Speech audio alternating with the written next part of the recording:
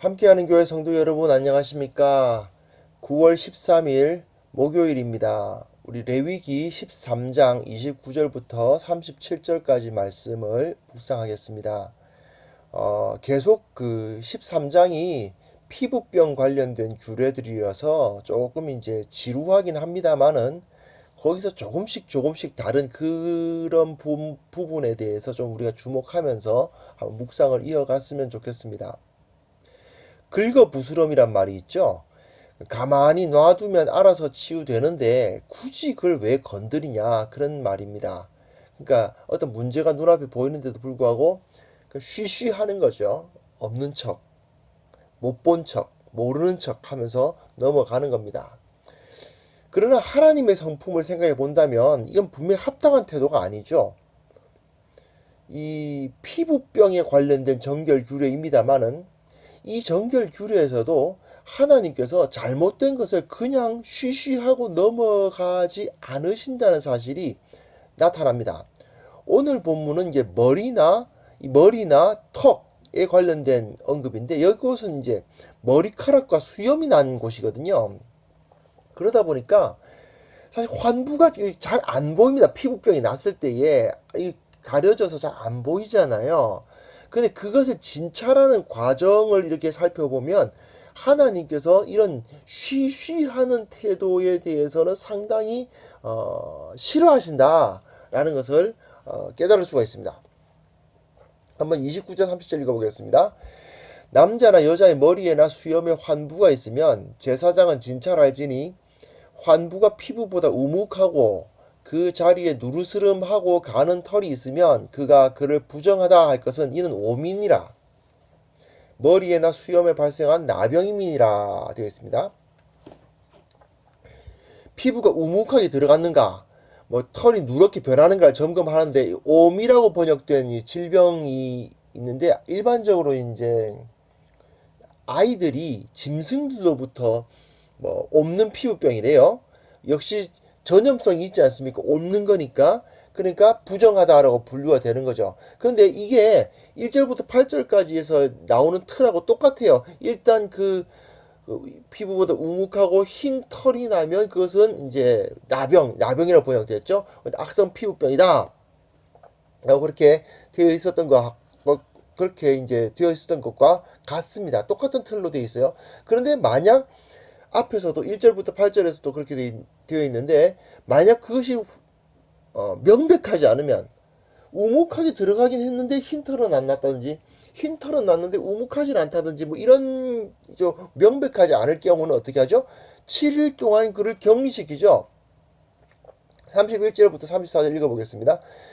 만일 제사장이 보기에 그 옴의 환부가 피부보다 우묵하지 아니하고 그 자리에 검은 털이 없으면 제사장은 그 옴 환자를 이래 동안 가두어 둘 것이며 이래 만에 제사장은 그 환부를 진찰할지니 그 옴이 퍼지지 아니하고 그 자리에 누르스름한 털이 없고 피부보다 우묵하지 아니하면 그는 모발을 밀되 환부는 밀지 말 것이요 제사장은 옴 환자를 또 이래 동안 가두어 둘 것이며 이래 만에 제사장은 그 옴을 또 진찰할지니 그 옴이 피부에 퍼지지 아니하고 피부보다 우묵하지 아니하면 그는 그를 정하다 할 것이요 그는 자기 옷을 빨아서 정하게 되려니와 이렇게 되어 있습니다. 아주 비슷해요.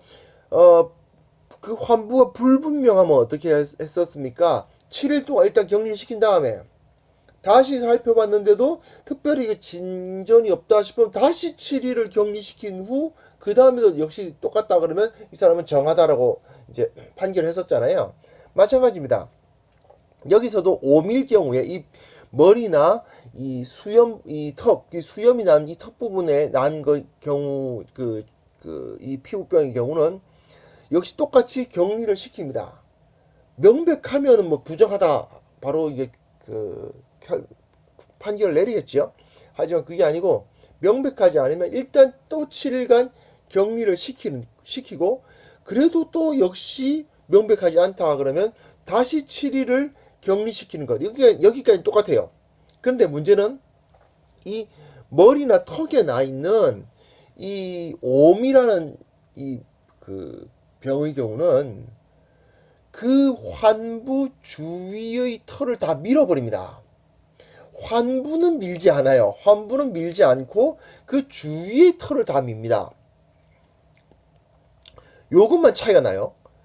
왜 털을 미느냐 하면 그 증상의 변화가 있는지 없는지를 확실하게 점검하기 위해서겠죠.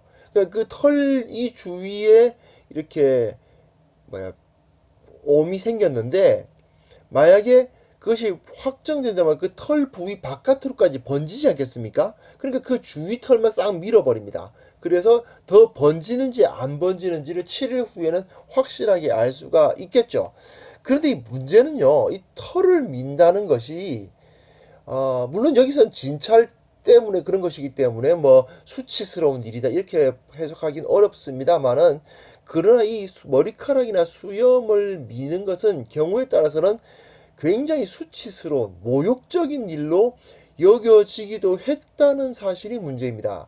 사무엘하 10장에 보시면 4절 5절 한번 읽어보겠습니다.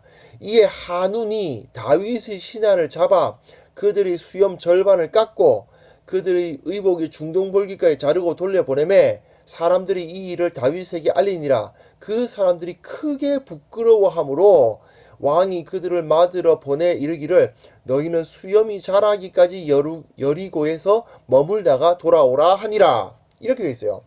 그러니까 다윗이 한운이라는 그 왕에게 신하들을 그 사신으로 보냈는데 그 한운이 그 신하들을 능욕한 게 뭐냐면 수염 절반을 깎고 뭐 의복을 중동불교 의복을 애매하게 미니스커트처럼 잘라가지고 이게 돌려보냈다는 거죠.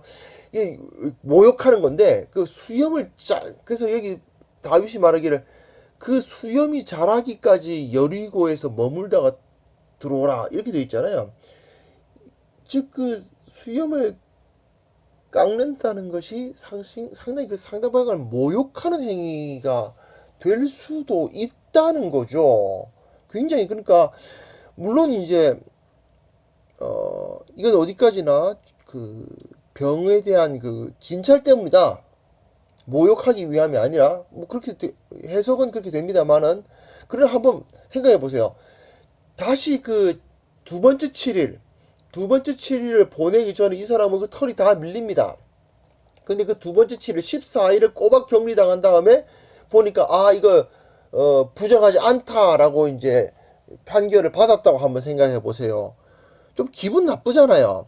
14일 동안 격리를 당했을 뿐 아니라 그 모욕적인 것으로 해석될 수 있는 그 머리카락이나 수염을 밀어내는 일까지 당해가면서 결국은 부정하지 않다라는 말 들으려고 정상이네 하는 말 들으려고 결국 그런 난 원래 정상이었는데 이런 모욕적인 일을 당했다는 생각을 할 수도 있지 않겠습니까? 그런데 그럼에도 불구하고 어쨌든 부정함 여부는 가려야만 했기 때문에 비록 그가 그런 좀 기분 나쁜 일을 당한다 하더라도 어쩔 수 없이 그 과정은 거쳐야 되는 거예요. 35절부터 37절 한번 읽고 그 다음 부분 한번 묵상해 보겠습니다. 깨끗한 후에라도 옴이 크게 피부에 퍼지면 제사장은 그를 진찰할지니 과연 옴이 피부에 퍼졌으면 누른 털을 찾을 것 없이 그는 부정하니라. 그러나 제사장이 보기에 옴이 여전하고 그 자리에 검은 털이 났으면 그 옴은 나았고 그 사람은 정하니 제사장은 그를 정하다 할지니라. 이거는 이제 일반론이죠. 그것이 다시 부정하지 않다라고 정하다라고 판결을 받았다 하더라도 이후에 다시 그것이 퍼지면 다시 그걸 보고 부정하다라고 이제 판결을 내려라. 그러나 계속 그렇지가 않고 다시 검은 털도 나고 이렇게 되면 그 옴은 나은 것이니까 옴 자국이 남았을 뿐이지 나은 것이니까 그는 정하다라고 하는 어떤 일반론을 말하고 있습니다.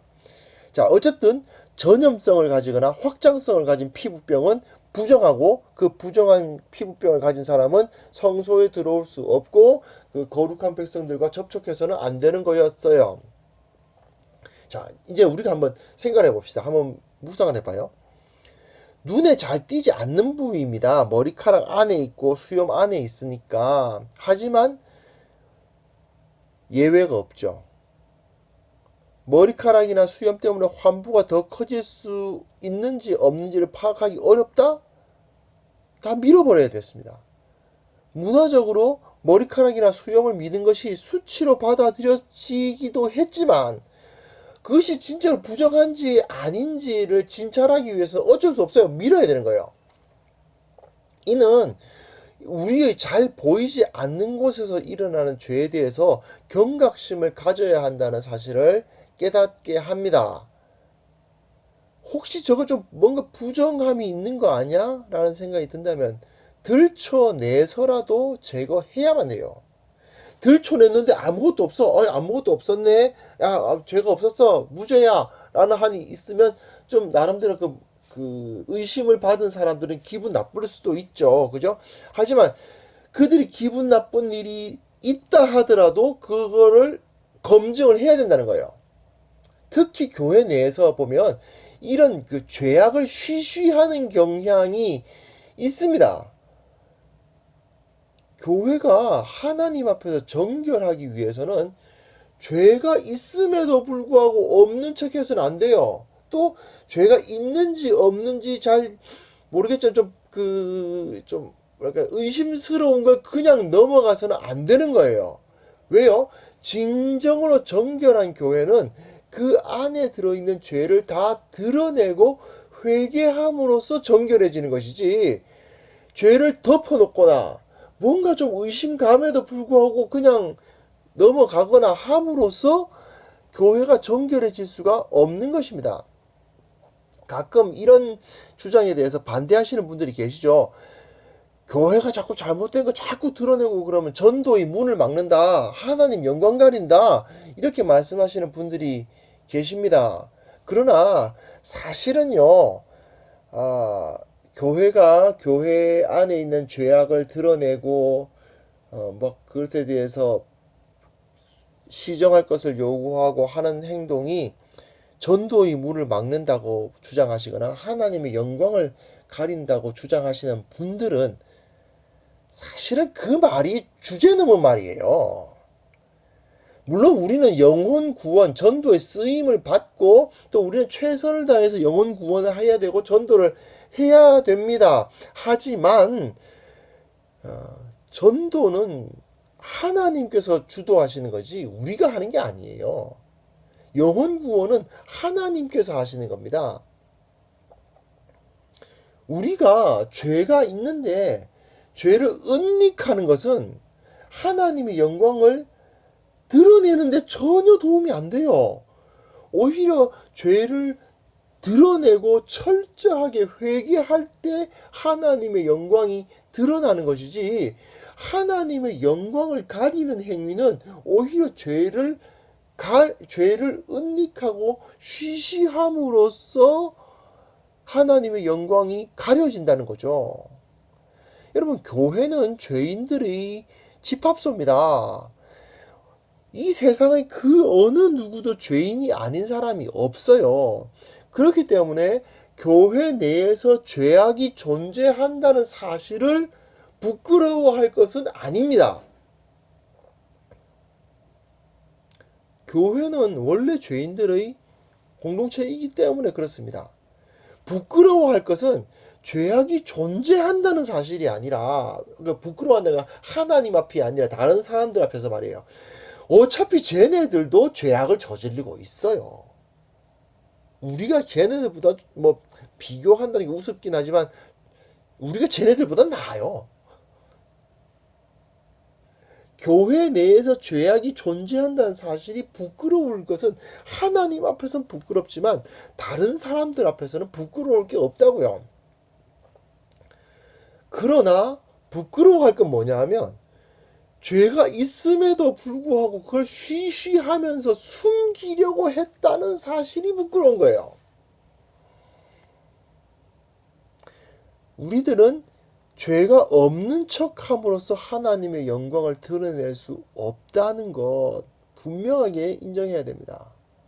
죄를 인정하는 사람들, 죄를 아파하는 사람들, 회개하는 사람들, 돌이키는 사람들, 자기 죄 때문에 일어난 그 결과에 대해서 책임지고 그 부분을 해결하려고 노력하는 사람들의 모습이 진정 하나님의 자녀고, 그 모습을 통해서 세상은 하나님의 영광을 보게 되어 있습니다.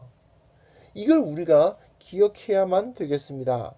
자, 오늘 그냥 피부병 이야기 하는데 뭐 이렇게 거창한 얘기를 하나 생각이 드실 수도 있습니다. 물론 적용하다 보니 좀 그렇게 됐습니다. 하지만 우리가 한번 생각해 보십시오. 피부병, 털 속에 숨겨진 피부병이 있는지 없는지를 밝혀내기 위해서 그 주위의 털을 싹 밀어버리는 일을 해서라도 그거를 밝혀내려고 했던 모습들, 그것은 우리가 그 검증 과정이 수치스러운 일이 된다 하더라도, 좀 모욕적인 일이 된다 하더라도 해야 되는 거예요. 그리고 그 검증 과정에서 그 죄가 드러나지 않았으면 기뻐하는 것이고, 드러났다면 회개하고 잘못을 시정해야 되는 것이죠. 이것이 하나님의 영광이고 교회가 마땅히 나아가야 할 길입니다. 그래서 죄는 결코 숨기지 말아야 합니다. 죄는 숨겨지지도 않고요. 그리고 숨기면 그 안에서 더 썩고 더 큰 악영향을 끼친다는 사실을 기억하면서 내가 하나님 앞에서 정결한 자가 될 수 있도록 죄악을 늘 회개하고 바로잡기 위해 노력하는 사람들이 될 수 있도록 최선을 다해야겠습니다. 기도하겠습니다. 하나님 아버지, 오늘 우리가 묵상한 이 내용처럼 우리가 우리의 죄악 자체를 부끄러워할 것이 아니라 그 죄악을 숨기고 그 죄악을 없는 척 했던 것이 부끄럽다는 사실을 다시 한번 기억게 하여 주옵소서. 하나님 앞에서 자기 죄를 가리려고 숨었던 아담과 하와 같은 그러한 범죄를 우리는 다시는 저지르지 않도록 도와주시고, 죄 짓지 않게 하시고, 죄를 혹 지었다면 털어놓고 용서를 구하며 그 죄값을 치르고, 그리고 회개하고 모든 문제를 바로잡는 그러한 진정한 영성의 사람들이 될 수 있도록 도와주옵소서. 오늘 하루 정결하게 살아갈 수 있도록 주님께서 우리와 함께하여 주시기를 원하옵고 예수님의 이름으로 기도합니다. 아멘.